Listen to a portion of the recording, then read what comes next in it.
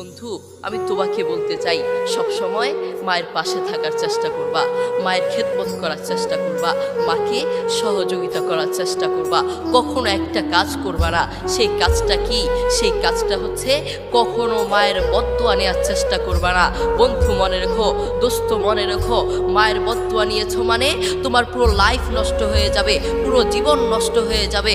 মনে রেখো, রাইফেলের গুলি মিস হতে পারে, মায়ের বদদুয়া মিস হতে পারে না, ঠিক কিনা? এই জন্য আপনি দেখেন আপনার মা আপনাকে প্রকৃতভাবে ভালোবাসেন ভাই, আপনাকে নিজের জীবনের চেয়েও ভালোবাসেন। আর কাউকে ভালো না বাসলেও তার সন্তানকে ভালোবাসেন। আপনার বন্ধু আপনাকে স্বার্থের জন্য ভালোবাসে, যারা আপনার জন্য পাগল তারা আপনাকে স্বার্থের জন্য ভালোবাসে। আপনার প্রিয় মানুষ আপনাকে স্বার্থের জন্য ভালোবাসে। সারা পৃথিবীটাই ধোঁকা, আপনাকে সবাই স্বার্থের জন্য ভালোবাসে। আপনার প্রতিবেশী আপনার কাছে আসবে স্বার্থের জন্য, আপনার প্রিয় মানুষ আপনার কাছে আসবে স্বার্থের জন্য, আপনার ভালোবাসার মানুষ আপনার কাছে আসবে শুধুমাত্র স্বার্থের জন্য।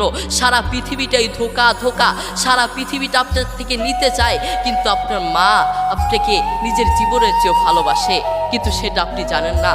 করোনা হওয়ার পরে, করোনার কথা মনে আছে?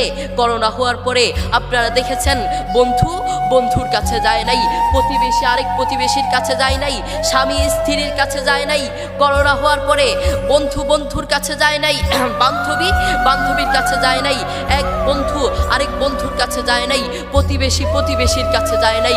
কিন্তু এখন এই ইতিহাসের পাতা খুললে দেখা যায়, এখন এই ইতিহাস সাক্ষী আছে, মা তার ছেলেকে কাঁধে করে হাসপাতালে নিয়েছে। করোনা হওয়ার পরে বাবা তার ছেলেকে কাঁধে করে হাসপাতালে নিয়েছে। এখনো ইতিহাস সাক্ষী আছে, করোনা হওয়ার পরে মা তার ছেলেকে চুমু খেয়েছে। করোনা হওয়ার পরে বাবা তার ছেলের পাশে সারা রাত ছিল, ঠিক কিনা?